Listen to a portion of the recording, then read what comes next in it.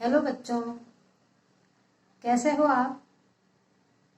और मेरे साथ पढ़ना कैसा लग रहा है? आपको लग रहा है कि थोड़ा आपका आसान हो गया है पढ़ाई?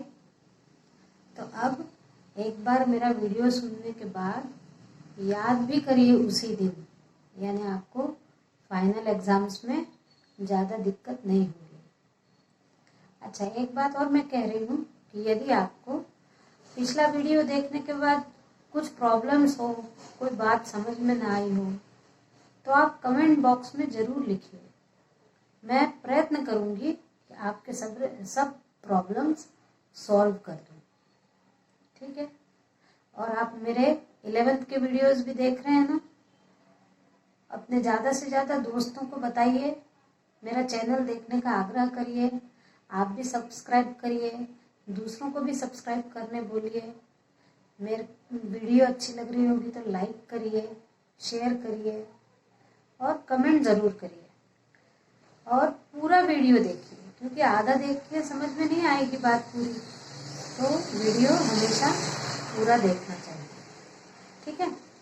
तो अब हम शुरू करते हैं 12th क्लास का बिजनेस स्टडीज का फर्स्ट चैप्टर। हमने पिछले वीडियो में थोड़ा कवर किया था, उसी के आगे हम देख रहे हैं कि प्रबंध की प्रकृति क्या है। फर्स्ट चैप्टर है प्रबंध की प्रकृति एवं महत्व, nature and significance of management. अपन ने कल प्रबंध से आशय पढ़ा था थोड़ा, उसी के आगे मैं कंटिन्यू कर रही हूँ कि प्रबंध से क्या आशय है। तो कुछ व्यक्तियों का कहना है कि मैनेजमेंट शब्द जो है, अब मैनेजमेंट शब्द मैनेज, मैन और टी, इन तीनों शब्दों से मिलकर बना है।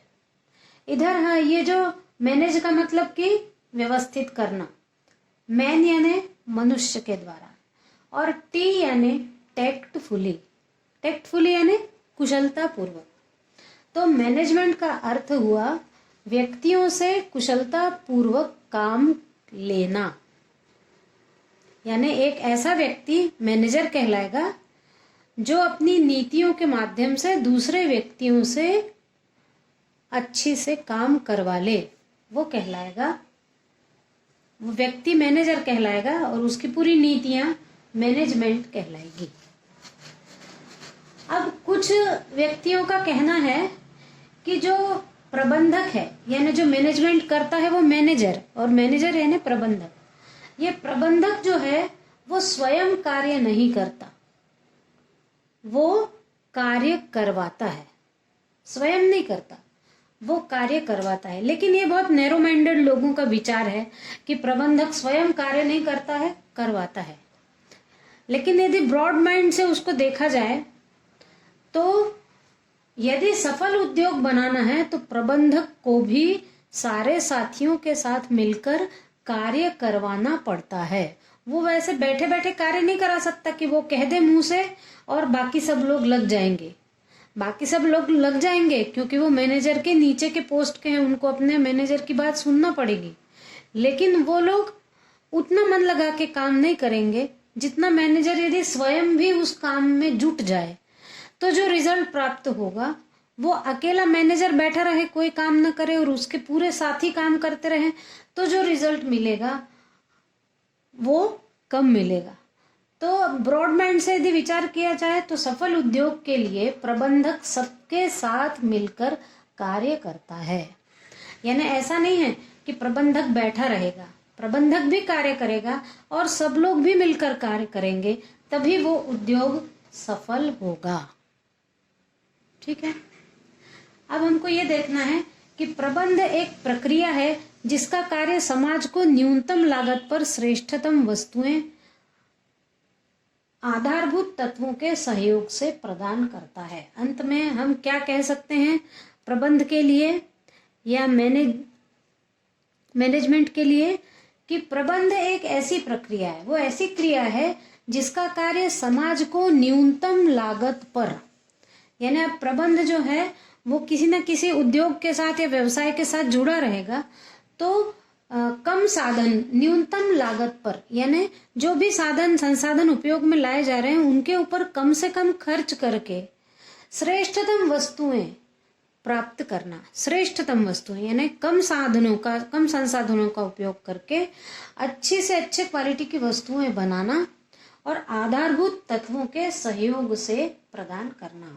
ऐसी वस्तुएं बनाने में जो आधारभूत तत्व लगते हैं उनसे सहयोग लेना, उनका सहयोग करना और समाज को न्यूनतम लागत पर श्रेष्ठतम यानी अच्छी से अच्छी वस्तु प्रदान करना।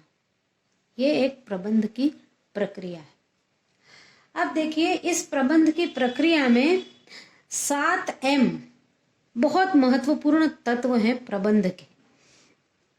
7 M आप यहाँ पर देख रहे हो। हिंदी में तो M आप नहीं कह पाओगे क्योंकि अलग अलग शब्द हैं, लेकिन इंग्लिश में देखेंगे आप तो यहाँ पर आपको 7 M दिखाई दे रहे हैं। ये प्रबंध के आधारभूत तत्व हैं जो 7 हैं। तो पहला है मनुष्य, मैन। मनुष्य के बिना तो प्रबंध संभव ही नहीं है, मनुष्य ही करेगा जो भी कार्य करेगा। दूसरा है माल या मटेरियल, यानी जब कच्चा माल होगा तो ही कोई उद्योग उसके ऊपर कार्य करके वस्तुएं बना पाएगा, इसलिए रॉ मटेरियल या मटेरियल। फिर मशीन, मशीनों के ही माध्यम से किसी भी व्यवसाय में कोई वस्तुओं का निर्माण हो सकता है। उसके बाद है मुद्रा, मनी।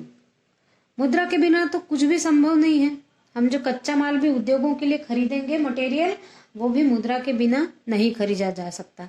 आपको श्रमिक नहीं मिलेंगे मुद्रा के बिना, लेबर नहीं मिल पाएंगे।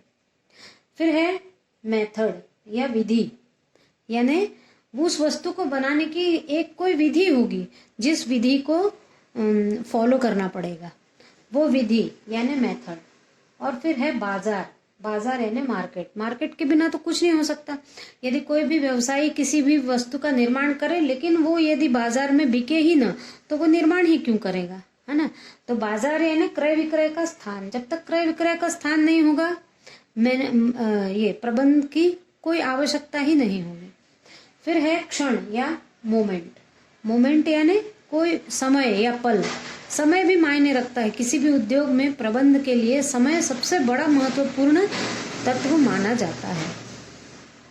अब आप इंग्लिश में देखिए तो आपको 7 M दिखाई देंगे। Moment, man, material, machine, money, method और मार्केट।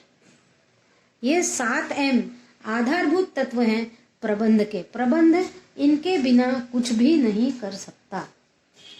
समय को देखिए तो समय ऐसा है कि समय पर वस्तुएं बिकती हैं। क्या क्या, अब राखी का समय आ गया है तो राखियों का बाजार रहेगा, ये भी समय का। अब राखी के बाद में आप समय का ध्यान न रखते हुए राखियां ही बेचते रहोगे तो आपकी क्या राखियां बिकेंगी, है ना। बाजार के बिना आपका प्रबंध अधूरा है जब तक वस्तुएं बिक्री होगी नहीं, खरीदी होगी नहीं। विधि के बिना कोई भी वस्तु बनाना संभव नहीं है। मुद्रा के बिना कुछ भी संभव नहीं है। मशीन के बिना भी बड़ी बड़ी वस्तुओं का बनना संभव नहीं है। कच्चा माल जब तक प्राप्त नहीं होगा, रॉ मटेरियल, तो भी नई वस्तुओं का बनना संभव नहीं है। और ये 6 तत्व ये व्यक्ति कंट्रोल करता है, मनुष्य या मैन। ठीक है, तो अब हम प्रबंध की परिभाषा के लिए कह सकते हैं कि किसी सामान्य उद्देश्य को प्राप्त करने हेतु किसी व्यक्ति व समूह के प्रयासों का मार्गदर्शन, नेतृत्व और नियंत्रण ही प्रबंध कहलाता है।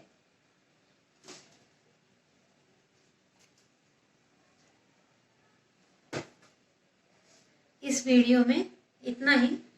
आगे अगले वीडियो को देखने के लिए आप मेरे चैनल को सब्सक्राइब जरूर करें। Thank you.